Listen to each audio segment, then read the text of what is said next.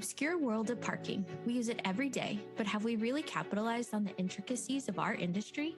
In this podcast, the Parking Network will go behind the scenes and talk to industry professionals about all things parking, from the horizon of evolving technology and even stories of the old days.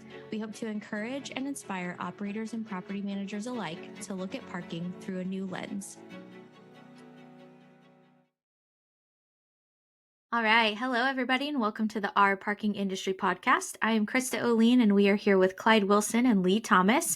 We are doing our follow-up episode on the David Weber interview. David is with SWTCH, but he has a long integrated history in the parking industry that he's bringing to this EV software company.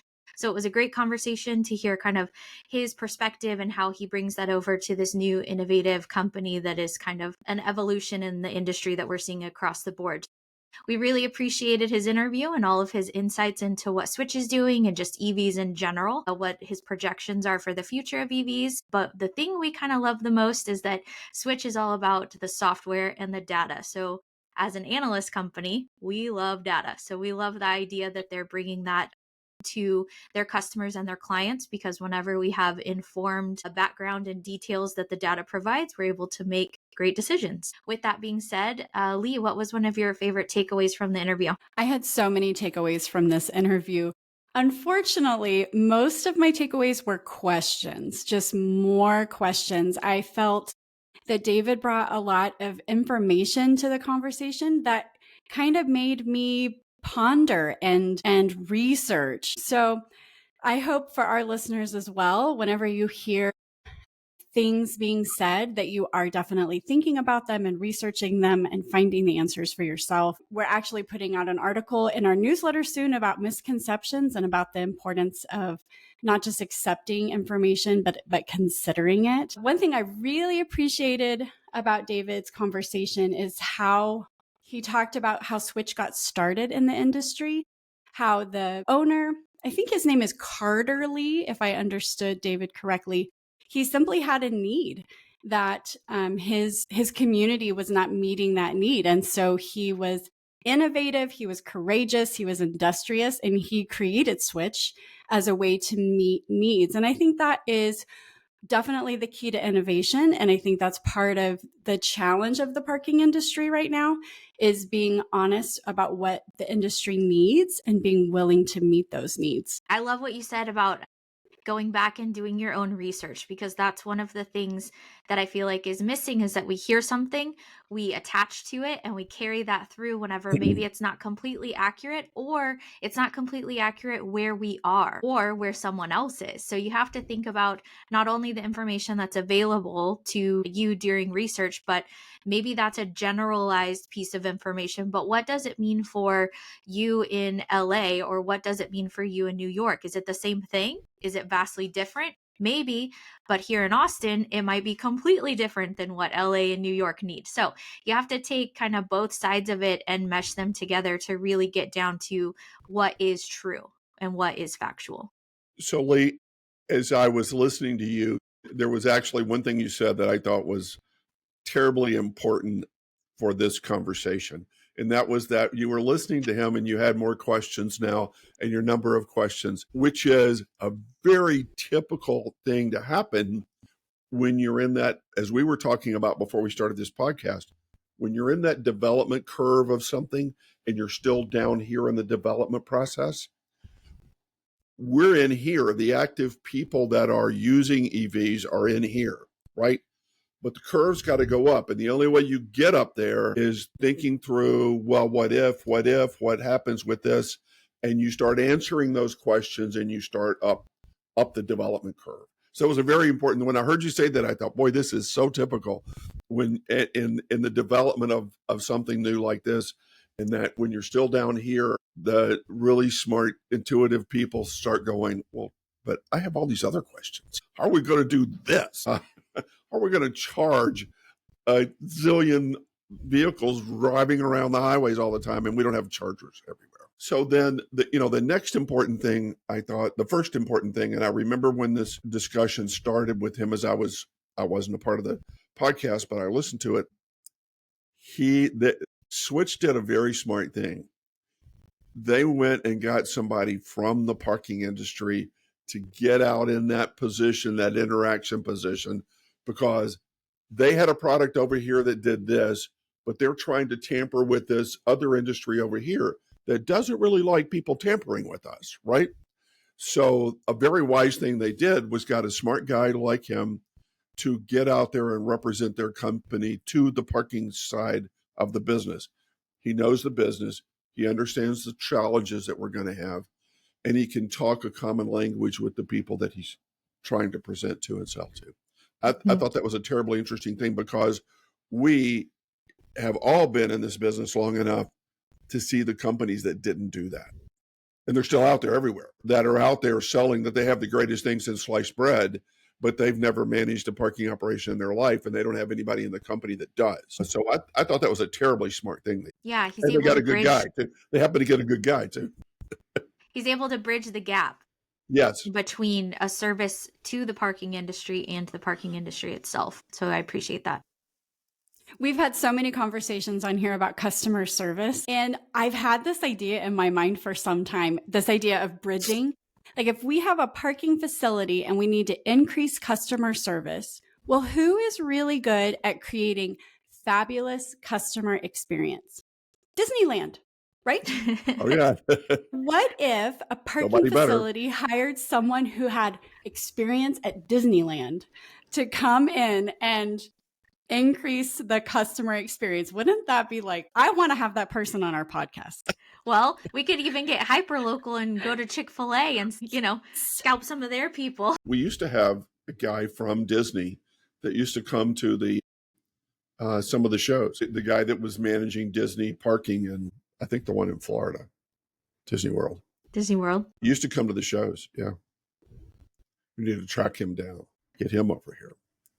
I'm sure that's a beast. So with thinking about Switch and about just EVs in general in the industry, what are some things that we kind of take away from that episode and we can use to provide knowledge and resources to our listeners? Lee, you want to go first? Well, I was going to ask you a question, Clyde. Anytime we're talking about EVs, we have to talk about this idea of policy and government mandates and incentives. And Clyde, what is your perspective on that? You mentioned the development model earlier in the podcast. Have you seen this before? Tell us what's in your brain about all of that. Okay. Well, we won't go into that whole discussion, but that'll expand this podcast a long ways. But, my policy on this is government mandates have always been bad. And now we're in this period where the government mandates have kind of fallen off the table now, and they're not here. The reason my position has always been that government mandates force the manufacturers to hit a premature target. You have to produce electric cars now and sell 80% of your cars have to be electric cars. Well, that puts me as Ford Motor Company in a position of, I've got to make these damn things. We're not really sure we have the technology right. We know there are a lot of things that we want to improve, but I'm about to produce cars that we don't really want to produce, that we don't really think does everything that we needed to do. So I've never been a fan of government mandates. I actually believe that we will meet the goals if the government stays out of it. And the example that I gave earlier was, guys, this really hasn't been that far long ago. When we went from horses to cars, the government didn't step in and say, you got to get rid of your horse. They're pooping all over the streets and we're tired of cleaning it up. You've got to move to cars.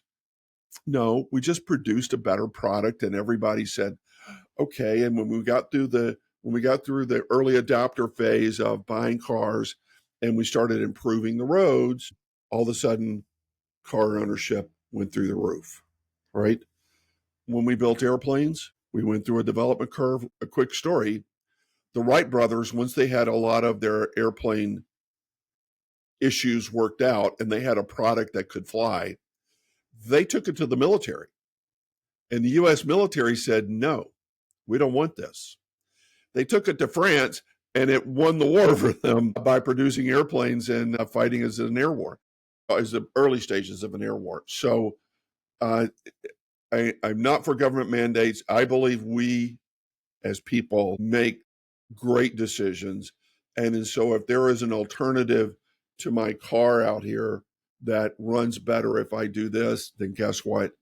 I'm going to go do it, and I'll get in line to do it. So I don't think the government mandates are a good thing. I think we can do it on our own. And I think great companies out there that are selling the products and the management products will do better if the pressure's off and they can spend more time with those wonderful tech guys figuring out how to do this better instead of trying to meet a target. Did that answer your question, Lee? You know what? I just have a lot of confidence in us as consumers that in the end, we make the right decision. I look back historically, we've always made the right decision. I think that's an interesting perspective, is the consumer side of things. I'm not going to buy something that doesn't serve my needs. And so if I'm able to go out and purchase something and make a choice about something that will serve my personal needs better than the thing next door, I'm Right. going to go there. So the consumer side of things and letting that drive the development is an incredibly important factor, and I appreciate that very much. Right. And your decision then pushes the manufacturer to do the development, think ahead of you, figure out what every customer wants, and get it developed so that you will then go, oh boy, I got to have this. This is a much better car. This is a much better TV. This is a much better computer. Look at all the things they've done to it now. I need to switch over from what I have to this new product. So that's just the demand curve of any product to be able to do it that way. This is the first time in my short life that I've been terribly involved with the government stepping in and doing something. I also heard a great example of this, and this was, I don't remember who it was, talking about the space industry, the space race. And it's a perfect example. In 1960, we said the Russians are going to be on the moon and own it before us. If we don't get there first, the Russians are going to own the moon. So what that did was that gave the government the right to spend $1 gazillion on getting us to the moon, hiring every engineer they could possibly hire, throw everybody at it to get to the moon. As soon as they got there, we haven't gone crap further than that. Because they have the ability financially to do something private enterprise could never do that. Private enterprise could never have spent that kind of money to go to the moon. Now, am I glad they did? Yes. Am I glad we did? Yes. I think it was the greatest thing. I'm very fortunate to have grown up during that period.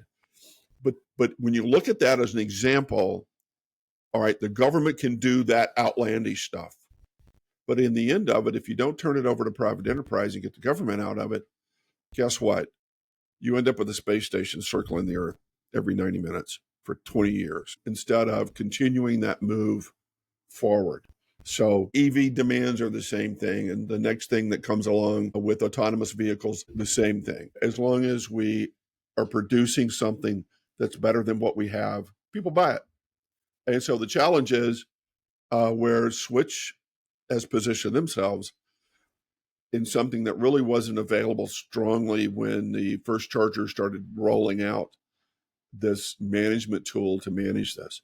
Because as you move forward and we move up into the 20 and 30 and 40%, managing this is terribly important.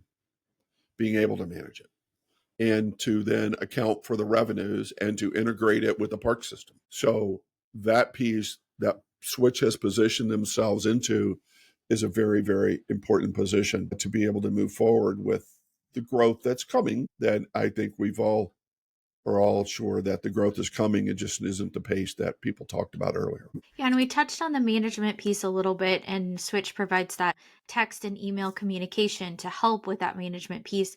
But what does that look like globally for operators integrated with Switch, with other EV charging companies, and the property ownership?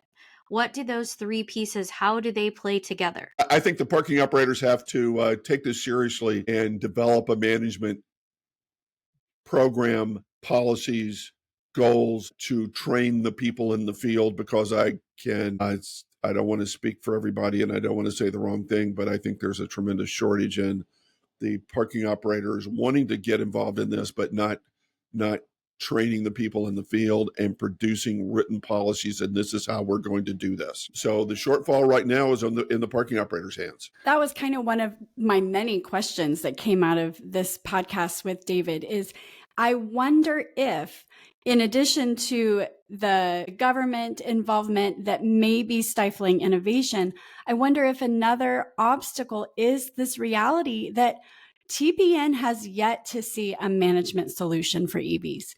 We have asked operators, we have asked asset owners, we have asked charger people, what is the management solution? How are you going to help manage? What does this procedure look like? And so far, guys, it is crickets. You're right. That is absolutely right. And if you don't have a management plan for something, then it's going to be a disaster. And people are not going to want to use your service. I'll just go somewhere else to charge my car. And so, no, it's disappointing that the parking companies went through 10 years ago when the EV push first really came out to start wanting to put EV chargers in all their garages and doing all this to get the clients to pay for putting EV chargers in the garages.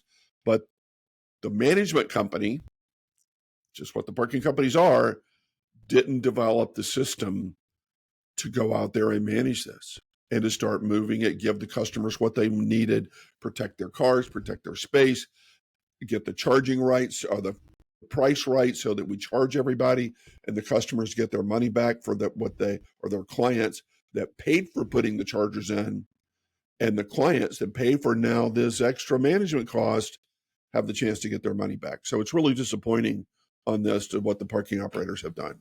You're exactly right, Lee. Well, I think one of the challenges might be that the charging options are different. So we talked about the level 1, level 2, level 3 chargers, and a different management plan needs to be put in place depending on what kind of charger you have. The management plan for a level 3 won't look the same as the management plan for a level 1. That will have to look different. And so maybe some of the delay on developing this management plan or the urgency in developing this management plan was nobody's really known what to expect. We're still in the early stages. Things are changing. There's so many different hands in the pot of this EV installation. Who's doing the infrastructure? Is it the management? Are they somebody else coming in and doing it for them on incentive basis? But we've heard a couple of different things where the software is capable of charging for overstays, so that's an option. Not everybody has that option. So you have to consider if they have it, okay, we'll do that. If they don't, then what do we do? We've also heard the concept of the portable chargers, where then the parking operator is responsible for toting those around to the next car that is up. So that operation plan looks completely different than any of the others. So maybe that's a piece to this, is that the diversity of what needs to actually be done can't be addressed until they're installed, they're in place, and then you're already behind the 8-ball. And the lack of enforcement options. TPN has been watching Bangor, Maine this summer as they have really updated their curb management in the city. And I think that one of the reasons why the timing was right for this small town was that they finally had an enforcement option that worked for them. It was manageable for their team. It was effective. And that was the linchpin that made their improvements successful. And so this idea of enforcement, maybe the fact that we don't have a great enforcement option for EV charging is a major obstacle, maybe more than we'd like to acknowledge. I think you're exactly right. That is 100% right. It's just back to what we said earlier. If you don't have a management plan and you're not training the people in the field, then you don't really have anything. Yeah. Mm-hmm. You don't have anything. We've had a couple of companies, and I won't mention who they are, go out there and start selling EV charging through parks companies. And I've talked to all those people to some degree, and I always try not to be too cynical, but you listen to them and they're trained in how to do buzzwords. I'm sick of buzzwords. So they're able to talk buzzwords, but nobody's really thought through and created the program of how does this impact our customer's garage? How does this impact our people that park in our garage that are not wanting EV charging? What does it do to them? How does all this stuff work? And how do we train a program of people that are able to really manage this? So the biggest piece that's missing in this, if you look at the stages, are the management piece, and it's also the knowledge piece. That was a great answer when he said level 1, level 2, level 3. Well, having had EVs, I can tell you, do you know what a level 1 really does? It gives you 3 miles per hour. So if you plug your car in there, you're going to get 3 miles added to your car per hour. Some cars out there are a little faster and may get up to 5, right? Miles per hour. A level 2 charger, depending on the car, go anywhere from about 15 up to 30 miles per hour. So when you start just doing the math, the average person drives 28 miles round trip to work, or I think some are saying 32 miles round trip to work. So that's what you're trying to put back in. Maybe a few extra miles because you drop kids off at school. And when you come home from work, you've got to do a few errands. So maybe the average person has to do about 50 miles per day. Well, if I have a level 2 charger, I get that in an hour and a half. I pull in, hour and a half, my 50 miles are added to my car needs to be moved. A level 3 charger, I have to be there 10 hours to be able to charge my car. So nobody wants a level 1 charger. Nobody. A level 3 charger, I get 30 miles in minutes, but they're really expensive, and they're mainly made for somebody who's trying to top off their car. So we also live in that world where mainly all of us, lived in a world where we drive to a gas pump and fill our car up. We basically fill it up. Well, with EV charging, that's really different. You can just plug it in and put 30 miles in, and then it's full. You don't have to wait till it's down to a quarter of a tank before you go get a gas station. So you can do those little short fill ups. So that determines what you put in the parking garage. A level 2 charger fits most of our customers very well. We're not there to be the gas station for the person who needs to put 300 miles of charging in their car and need a level 3 charger. And a level 1 charger is good for home because you can pull in at home, plug your car in, and let it charge from 7 in the afternoon till 7 in the morning, and get 40 miles of charge put into your car if it does that. But level 2 at work is what we need, and it solves the problem. But it also then means every car that uses our level 2 charger is probably only going to need it for an hour and a half. So how do we get them out of the way, and how do we provide knowledge to Krista, who came to work? The chargers were full, but she knows they were going to start emptying out in about an hour and a half, maybe at her break time or lunchtime. And so she can go down and move her car in there. And how can she look at her cell phone and see when are the spaces coming available and get her car in there? And how can the parking company look at the people who are sitting at the charger? Just overcharging them isn't an answer. I've had that. I think it was 3 years ago. I was giving a speech at a PIE conference, and somebody, I won't mention his name, in the audience, as soon as I started into this conversation, he says, well, we'll just overcharge them. Well, great. I'll just pay it because I'm in a meeting upstairs on my phone with clients that are going to pay me a hell of a lot more than that $10 you're going to charge me. So I'm not coming down to move my car. See, if you want my space, you better have a better plan. And so there's a lot to this that needs to be thought through. And we've got to get parking companies working with companies like Switch, working with them to create a plan of how we're going to manage this and how we're going to deliver the knowledge of that management to the people who are using our chargers. And so there's a lot to there. There's still a lot. We're still down there, way down in the development curve. We've got to get up here. To get up there, we have to have a lot of people getting involved to get us up there. And when we get there, we're at a place that works for everyone. That was kind of an overwhelming thing from the interview with David, and then also the questions that I've had is just calm down, Lee. Like, all of the answers are not yet. Like, we are in the not yet phase, I think, of this model. That's a great way to put it. I've never had anybody use that phrase. In our vast and diverse portfolio, have we seen anyone make money off of their EV chargers? I would say no. We don't get into the specifics of that because a lot of it is handled just customer facing. The property management stays out of that. So whenever we go in and do our financial work, that's not really a number that we check because it's kind of goes straight from charger to customer and skips over the property managers. But whenever we look at the chargers, whenever we're in facilities, like I said, New York, LA, we see that they are not full. That kind of perspective of going across, and we're mostly commercial, that's our main focus, commercial property. And so whenever we go across to all of our different locations, East Coast, West Coast, Central, anywhere, just kind of taking all of that information and putting it together, we have a different perspective than the person that's at one location in one area or in one metroplex even. And so whenever we zoom out, all the different perspectives are feeding into this idea, and everybody thinks they have the best perspective on what the need actually is. And so whenever we come together trying to think about this management option, or even the workforce management, thinking about the people that are required to manage just EVs outside of any other operations in the garage.